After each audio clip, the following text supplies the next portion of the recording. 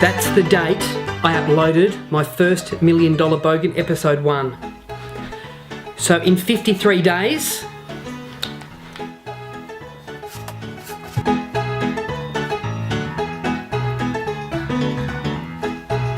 $184 subscribers. They're legit. I haven't bought any. You're probably thinking, well, that's pretty obvious by how low the number is. 1st of November, I've earned $21.50. So as of the 16th of October, I was getting 1,742 views per video. 2 weeks later, I'm getting 2,199 views per video. The goal is 1 million views and 1,000 subscribers in a year. I'm currently behind by 500,000. I'll tell you what I hate. I hate when you eat Weet-Bix and the milk, you don't have enough milk. And I'm still in my pajamas. Shit. I'm just going to talk about YouTube and real estate. And the word obsession means one thought overriding all others. You're not going to excel in it. You're not going to lead the way, you're not going to be at the top. Totally obsessed with it. And I think until you become really, really obsessed with something, now, not for 1 minute do I think I'm successful on YouTube. This year, so 6 weeks ago, I uploaded my sort of first half-serious clip on my $1 Million Bogan channel. I'm about to hit 1,000 subscribers and I'm going to do a giveaway. This isn't going to be some cheesy, crappy giveaway. This is going to be something Danny Hayes style. I'm pretty sure when it hits 10,000 subs, out of the computer comes a bronze YouTube plaque. 1, 2, 3, 4, 5, go. On 10, 9, 8, 7, 6. Hooty goo, go, ooh, ah. 1, 2, 3, now. 1, 2, 3, now. Yeah! Like he'll go across the Australian desert on a Harley. Does he always, what's his bikes? Mainly Harley. We're having a celebration in Christchurch in a week's time for my 10th millionth subscriber sub. Oh. So 10 million. Yeah. Yeah. Have you heard of PewDiePie? Yes. Yeah, he's my uncle. Is he? In the US, yeah. I make motorbike movies. Nice. That's cool. Yeah, have a YouTube channel. Oh, okay. Yeah. About to hit 50 million subscribers this weekend. That's awesome. I do travel vlogs and I review hotels. Yeah, Casey Neistat's my brother-in-law. Do you know Casey? No, I don't. Yeah, I have a YouTube channel where you probably don't know this, but we're famous from Australia. Okay. Yeah, we're known as what you call big fish. 10 million subscribers I'm about to hit. Really? Yeah. You got nitrous on this? I've got nitrous on it, yep. Really? Yep, and I've also got, this is extensively worked, and mine will actually shoot flames as well. Really? Yeah. Nice. This is a pretty...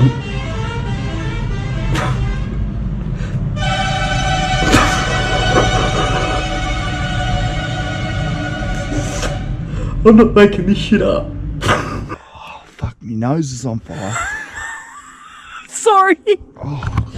Well, I didn't mean to set it off like that. I don't think we should have sprayed it around. Did you hear that? Yeah, people in the van are coughing.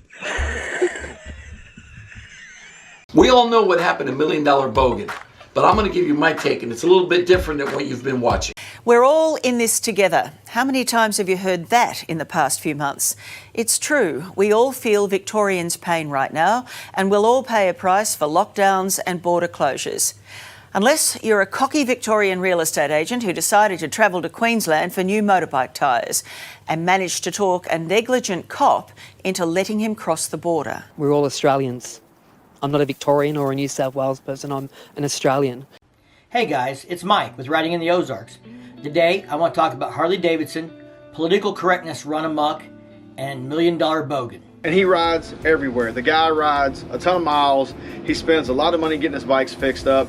He's very entertaining. If you watch his videos, the cinematic value, it's almost like a movie. He uses a drone to get good shots.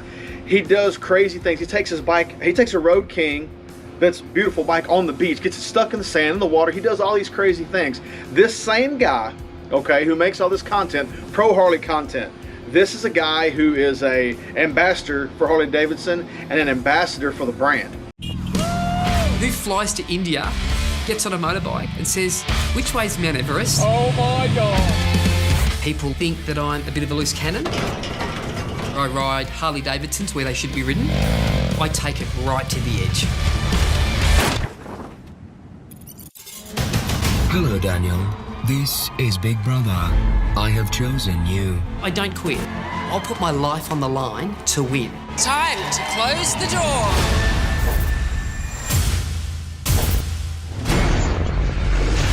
This is my house now. The bar's going to be raised this year. I will win Big Brother. I'm coming at you like a freight train. There's a lot of talk. Yeah, you know what? I walk my talk. I'm going to be the greatest player of Big Brother in the world. Is everything okay, Daniel? So hard. So over 5 years now of YouTubing to get this bad boy. I'm just looking back over that stuff. So I start my $1 Million Bogan channel. It becomes a real estate vlog. And then it's not growing. And then I eventually figure out I go and do a trip up north on my Road King, and all of a sudden I start getting views, and then I decide that, okay, algorithm, Harley Davidson, stick with Harley Davidsons, it's something I love. I learned that the more I ride, the less depressed I feel, and you know, there's been some mental health fundraisers in my channel. But what's happened is quite bizarre, because, you know, I was on one of my vlogs, and I crossed the border during COVID, and a policeman allowed me to cross into Queensland. All legitimately, I had the correct paperwork, but the excuse I used was that I needed new motorbike tyres, a current affair, which is they pick on people, I think, but anyway. They showcased me on there, stood up for myself on the show, and I didn't voluntarily do that interview. They said if I didn't do it, they were going to chase me around my offices, making me look really bad. So I negotiated that we stayed away from my real estate business, and so I gave them an interview. As a result of that interview, the producers of Big Brother must have looked at my YouTube channel and asked me to go on Big Brother. And on Big Brother, I became the Australian fan favourite after appearing on every episode but the last one. And then I was the only contestant to be asked to go on Celebrity Big Brother or Big Brother VIP. So it's been quite a journey from 2016, where I was trying to get to 1 million. You know, my goal was to get to 1 million views in 1 year. Last month, my channel had 1.7 million views in 30 days. Perseverance is the key. Never giving up. I just want to say that because YouTube is the big fish. With YouTube, you're creating your own TV station. You're the producer, you're the director, you're the editor, and you're in charge of what content goes out. I just want to give some of the new people, so this vlog really is geared towards new people, and I'm just going to give you some quick tips on what can help you become eventually a successful YouTuber where you start to earn an income. And I think if you're getting an income for something you love, I think you're really winning at life. This is not a sprint, this is a marathon. If you want to become an overnight success, go and buy some subscribers, go and buy some likes, but you're going to have no engagement in your content. Okay, I know lots of YouTubers with 1 million followers, but people aren't engaged in their content. Another important point, it's not about the gear you use. I'm filming on a GoPro now. Everything I do is pretty much on a GoPro because I'm an adventure vlogger. If I was a vlogger that was talking about cameras and things like that, it would be different. But for me, the versatility of a GoPro is perfect for me. Another important point is that you have to learn to edit. Editing is like, I can give, you know, someone once said to me, who does your editing? And that was a bizarre question because editing is who I am. Casey Neistat was my inspiration, and, you know, I sort of copied him. I've eventually got my own style now, but Casey Neistat, I liked the way he intertwined music with his vlog. I learned so much from him. Look at Casey Neistat. He doesn't waffle on for 9 straight minutes. Biggest mistake people make is they just waffle on and talk. You know, they think what they're saying is interesting, but the people watching, it's just boring. Editing, it's like I can give someone a really nice canvas, the best paintbrushes and the best paints, but if you can't paint, you know, if it's not coming from here, you're just going to paint a mess. Where someone that has it within them doesn't need the best paints or the best paintbrush, they just do it because it's within them.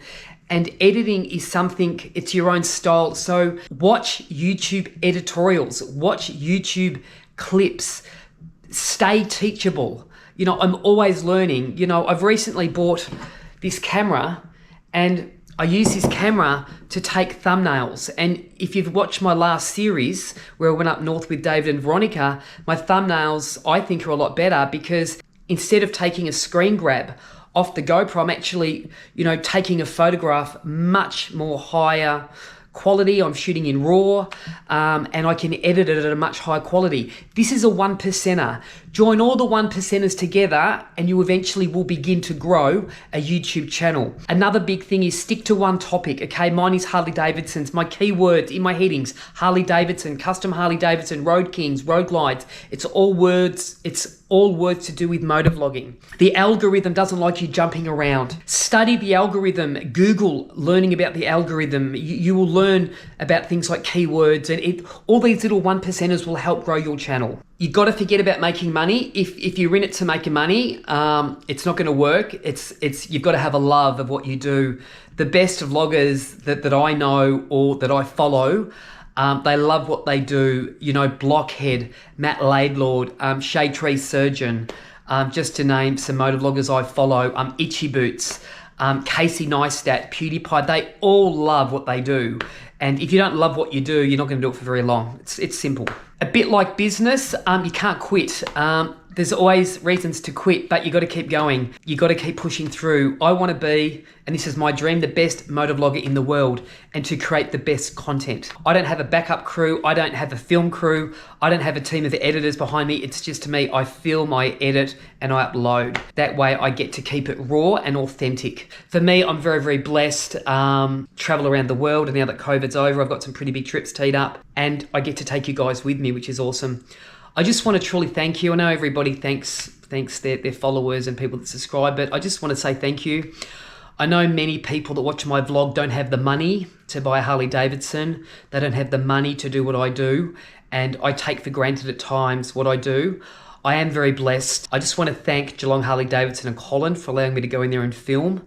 It's such a privilege and an honour. I've got to thank David Parry particularly. What a great friend he's been and a great asset he's been to the vlog $1 Million Bogan. And I just want to apologise to those guys, Veronica, David, because I can be the biggest pain in the ass. I aim for perfection all the time, and sometimes I take it too far. I forget to have fun. I do love what I do, and 100,000 subscribers,